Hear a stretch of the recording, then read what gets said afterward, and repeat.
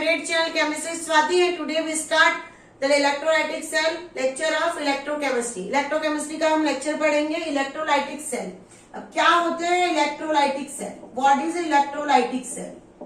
Electrolytic cell का मतलब ये होता है कि हम इलेक्ट्रिक एनर्जी को या कन्वर्ट करेंगे chemical energy. Electric energy is converted into chemical energy. कैसे होगा? हमने अगर इलेक्ट्रिसिटी पास की किसी के अंदर, अगर हम इलेक्ट्रिसिटी पास करें किसके अंदर, कोई इलेक्ट्रोलाइट के अंदर, ये हमारा इलेक्ट्रोलाइट, तो इस इलेक्ट्रोलाइट का क्या हो जाएगा, डीकम्पोजिशन हो जाएगा और केमिकल रिएक्शन होगी. उसकी वजह से due to passing of electricity in a electrolyte chemical reaction takes place and that is known as electrolytic cell. ये होगा electrolytic cell. अब क्या होगा इसमें, इसका कैसा सेटअप होगा ये हम देखते हैं कि भाई एग्जैक्टली क्या हो रहा है. बहुत मजेदार टॉपिक है, इसको आपको इजी लगेगा, इसको पढ़ने में मजा भी आएगी और इससे क्वेश्चंस भी बहुत अच्छी इजी आते हैं. कैसे होगा? सबसे पहले तो इलेक्ट्रोलाइटिक सेल किसी सेल के अंदर होगा, तो सबसे पहले कोई कंटेनर लेना पड़ेगा. हमने कंटेनर ले लिया, इसमें दो रॉड लगा दिए, एक बिहेव करेगा एज अ एनोड, दूसरा बिहेव करेगा एज अ कैथोड. ये इलेक्ट्रोलाइट भर दिया. अब इस रॉड को हमने मेटेलिक रॉड को कनेक्ट करवा दिया. एक होगा नेगेटिव टर्मिनल, एक होगा पॉजिटिव टर्मिनल. बैटरी बना दी यहाँ पे. जो नेगेटिव टर्मिनल होगा वो क्या होगा, कैथोड. जो पॉजिटिव टर्मिनल होगा वो क्या होगा, एनोड. जो इलेक्ट्रोलाइट जो भरा है सब्सटेंस उसको क्या कहेंगे, इलेक्ट्रोलाइट कहेंगे. ये है बैटरी. बैटरी से यहाँ पे इलेक्ट्रिसिटी पास करेगी. ये क्या है, हमारा कंटेनर जिसके अंदर रिएक्शन होने वाली है. और ये कैसा रहेगा, bad conductor of electricity, electricity को पास नहीं कर सकता है. तो सबसे पहले हमने क्या लिया, एक कंटेनर लिया और कंटेनर, उस कंटेनर के अंदर क्या डाला, उसके अंदर इलेक्ट्रोलाइट डाला. उसके बाद उसमें दो मेटेलिक रॉड लगाई. ये मेटेलिक रॉड कैसी होगी, एक होगी कैथोड जो कि नेगेटिव टर्मिनल होगा और दूसरी होगी एनोड जो कि होगा पॉजिटिव टर्मिनल. उसके बाद बैटरी कनेक्ट करेगी इससे. बैटरी से क्या करेंगे, इलेक्ट्रिसिटी पास करेगी. ये इलेक्ट्रिसिटी क्या होगी, मेटेलिक रॉड से पास होके कहाँ पे आएगी, मेटेलिक रॉड से पास होके इलेक्ट्रोलाइट में आएगी. जैसी इलेक्ट्रोलाइट में आएगी तो इलेक्ट्रोलाइट का क्या हो जाएगा, इलेक्ट्रोलाइट का हो जाएगा डीकम्पोजिशन. वो ब्रेक हो जाएगा, टूट जाएगा.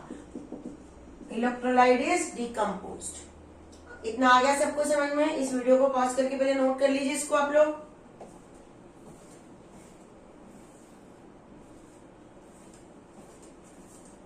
चलिए इतना नोट कर लिया.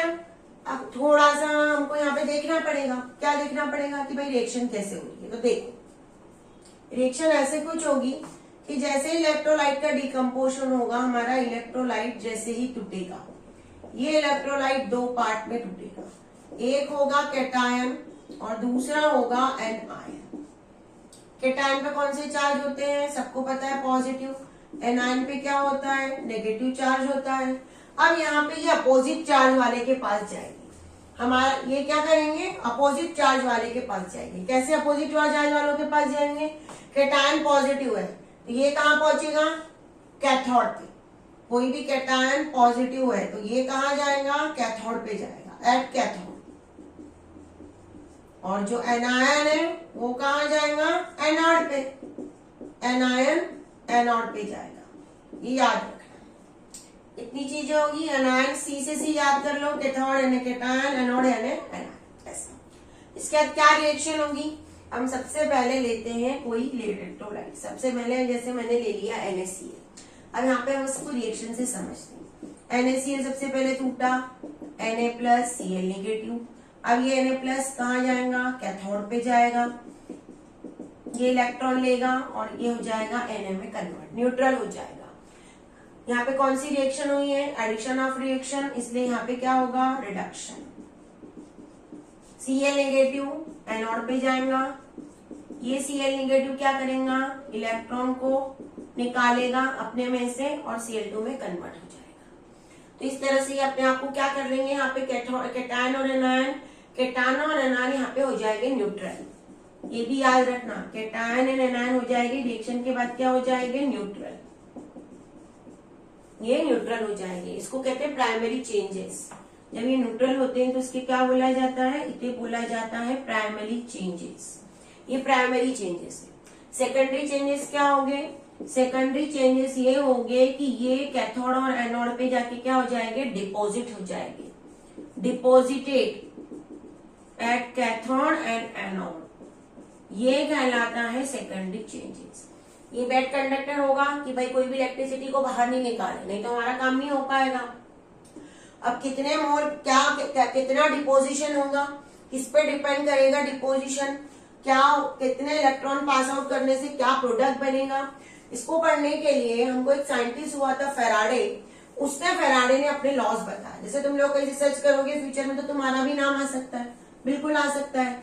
तो यहाँ पे फेराडे ने क्या बताया, फेराडे ने कुछ रूल्स दिए कि भाई कितना अमाउंट डिपॉजिट होगा, ये बताया उसने, और कैसे इलेक्ट्रॉन ट्रांसफर हो गए उसके वो हमको रिलेशनशिप बताया। तो अब हम पढ़ेंगे फेराडेस फर्स्ट लॉ, फेराडे का पहला नियम। क्या बोलता है फेराडे का पहला नियम, फेराडे का पहला नियम बोलता है the amount of deposited or liberated at electrode depends upon the amount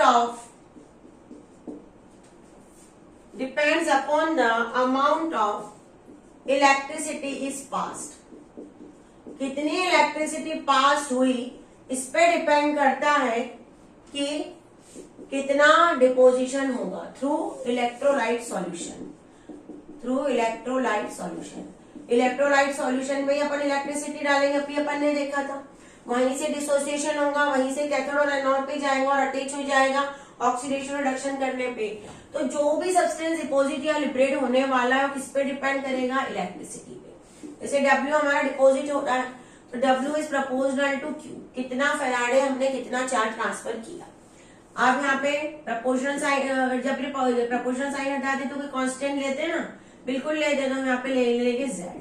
अब Z क्या है, Z है इलेक्ट्रोलाइट या इलेक्ट्रिकल इक्विवेलेंट या इलेक्ट्रोकेमिकल इक्विवेलेंट भी बोल सकते हैं, इसके कई नाम है। जो एनसीईआरटी में दिया है हमको वही पढ़ना है, इलेक्ट्रोकेमिकल इक्विवेलेंट, इलेक्ट्रोकेमिकल इक्विवेलेंट ये है। Q क्या है, चार्ज। Q की वैल्यू क्या कहलाती है, Q किसके बराबर होता है, IT। तो हम यहाँ पे लिख सकते हैं W is equal to ZIT। अब सपोज हमने यहाँ पे I की वैल्यू रखी 1 एम्पियर, 1 एम्पियर की इलेक्ट्रिसिटी पास की, 1 सेकंड टाइम में पास की, तो W की वैल्यू किसके बराबर हो जाएगी, W की वैल्यू हो जाएगी Z के बराबर। मतलब ये कह सकते हैं कि electrochemical equivalent is the mass और deposited of the substance when 1 ampere current pass in a 1 second time. W ही Z बन जाएगा या Z ही W बन जाएगा, कब, जब 1 एम्पियर की करंट को पास किया 1 सेकंड टाइम के लिए। क्या, electrochemical equivalent is the mass when 1 ampere current pass in 1 second time, in 1 second time। 1 second time के अंदर 1 एम्पियर की करंट को हमने पास कर दिया सपोज, तो हमारा ग्राम इक्विवेलेंट वेट ही बन जाएगा हमारा डिपोजिटेड। ये बना फेराडे का first law, that is the first law of Faraday. इसको भी नोट कर, न्यूमेरिकल्स आते कैसे आते एग्जाम में समझो कि भाई कितना अमाउंट डिपॉजिट हुआ, कितनी करंट पास हुई। तो इसके लिए बहुत अच्छे यूनिटरी मेथड से किया जाता है, याद रखना आपको बुक्स में यूनिटरी मेथड से मिलेगी। और हमारे पास एक शॉर्टकट फॉर्मूला भी उसका, फॉर्मूला क्या है, W इज इक्वल टू, समझ लो, molar mass into Q upon N into F। अब यहाँ पे मोलार मास तो पता है, Q क्या है, चार्ज, चार्ज किसके बराबर होता है, Q की जगह हम क्या लिख सकते हैं, IT, N क्या है, number of electrons which is reduce और ऑक्सीडाइज, या तो रिड्यूस होंगे या ऑक्सीडाइजेशन में पार्टिसिपेट करेंगे। F क्या है, फेराडे कांस्टेंट, फेराडे कांस्टेंट कितने फेराडे, 96500 कूलम, जनरली हम इसको लिया जाता है, इसी लिखा जाता है 9650 कूलम। अब इस फॉर्मूले को नोट करके हम कुछ न्यूमेरिकल्स को यहाँ पे करते हैं, तो आपको समझ में आ जाएगा कि फॉर्मूले का यूज कैसे करना और कितनी अच्छी मेथड है। नोट कीजिए इसको।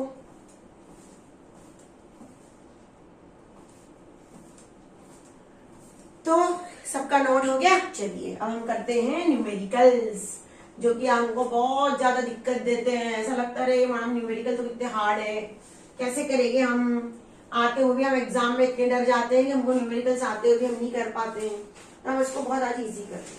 हमको एक क्वेश्चन दिया हुआ है, समझ लो, ये एनसीईआरटी के कुछ क्वेश्चंस करवा रही हूँ मैं, दीज आर एनसीईआरटी क्वेश्चन, आपको बहुत इजी लगेंगे एनसीईआरटी। और solution of CuSO4 is electrolyzed for 10 minutes with a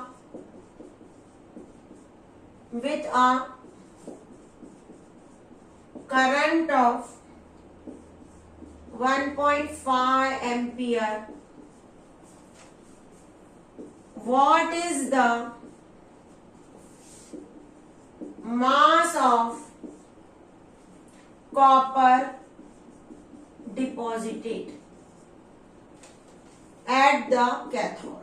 cathode पे कॉपर का कितना मास डिपॉजिट हुआ, ये हमको निकालना है, मतलब हमको W निकालना है। सबसे पहले क्वेश्चन को 2 बार पढ़ना चाहिए।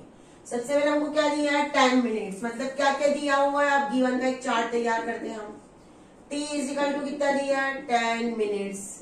अब इस 10 मिनट्स को हम सेकंड में कन्वर्ट कर सकते हैं, बिल्कुल कर सकते हैं, 60 से मल्टीप्लाई कर दिया, 600 सेकंड आ गया। दूसरा दिया है 1.5 एम्पियर, ये है हमारी करंट। इससे 4 Q इजिकल टू IT निकल जाएगा, क्या आ जाएगा, 600 इंटू 1.5, ये आ गया हमारा Q। सॉल्व तो आप लोग बहुत अच्छे से कर सकते हो, तो इंटेलिजेंट बच्चे हो सब, आज की डेट में तो सब इंटेलिजेंट ही होते हैं, तो ये हो जाएगा। इसके बाद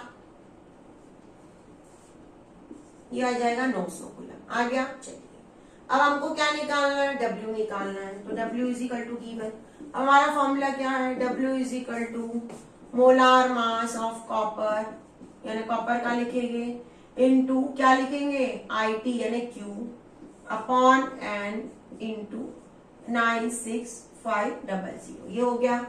मोलार मास कॉपर का कितना होता है, 63.5 होता है, याद करना पड़ेगा, कई बार एग्जाम में आपको दे दिया जाता है। अब कॉपर डिपॉजिटेड हुआ, CuSO4 इज इलेक्ट्रोलाइज। अब यहाँ पे N की वैल्यू नहीं समझ में आ रही तो CuSO4 लो, उसको तोड़ो, CuSO4 कैसे टूटेगा, ये ऐसे कुछ टूटेगा, Cu+2 और SO4 2 नेगेटिव। अब ये Cu2 प्लस कितने इलेक्ट्रॉन लेगा, 2 ले लेगा और Cu में कन्वर्ट हो जाएगा, मतलब यहाँ पे कितने इलेक्ट्रॉन यूज किए हमने, 2, तो हम N की जगह लिख देंगे 2 और यहाँ पे लिख देंगे 964, जो भी लिखना है आपको 96500, तो आंसर मिलेगा हमको 0.2938। क्या मिलेगा, आंसर निकालो जरा, कहा जाएगा हमको, जो भी आंसर आएगा किस में आएगा, ग्राम में। क्या आएगा आंसर, ग्राम में। इसको नोट कर लीजिए।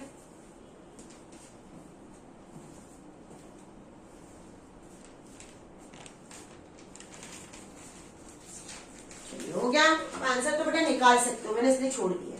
अब सेकंड क्वेश्चन करते हैं इससे रिलेटेड, मजेदार है, ऐसा नहीं है, बहुत इजी है, अगर आ गया तो हमको बहुत इजी है, हाँ नहीं आया तो हमको थोड़ा सा डर लगता है, उस टाइम पे हम थोड़े से कंफ्यूज हो जाते हैं कि कैसे करेंगे, पर कोई कंफ्यूज होने की हमको जरूरत ही नहीं है, हम सब कर सकते हैं, अगर हमारा कंसेप्ट अच्छा है तो हम सब कर सकते हैं।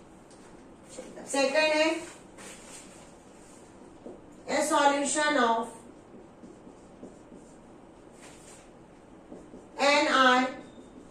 NiNO3 twice is electrolyzed between the platinum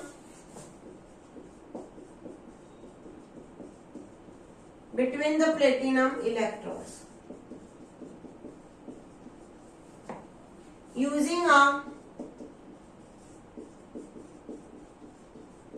current of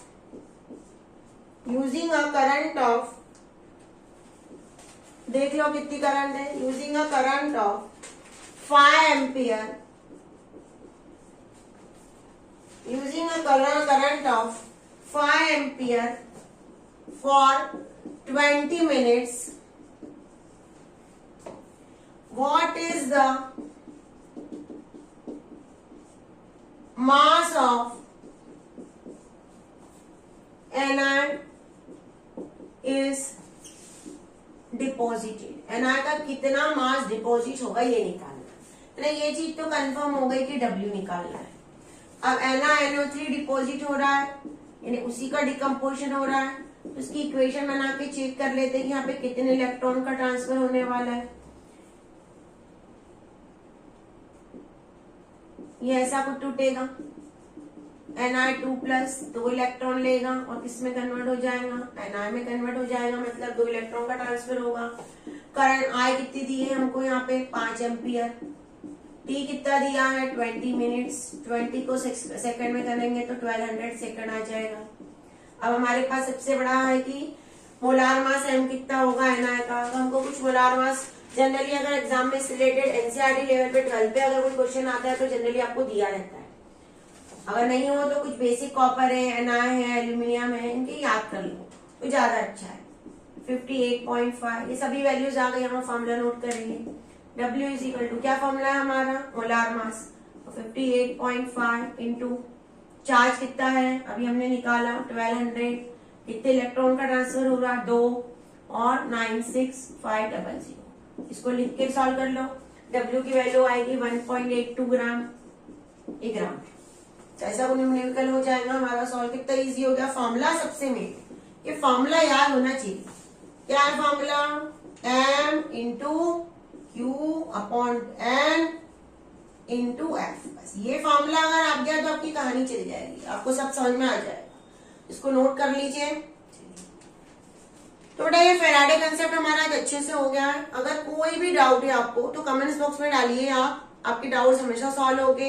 हमारे साथ हमेशा जुड़े रहिए। अपने नए वीडियोस के लिए हमारे चैनल, मेरे चैनल को सब्सक्राइब करते रहिए।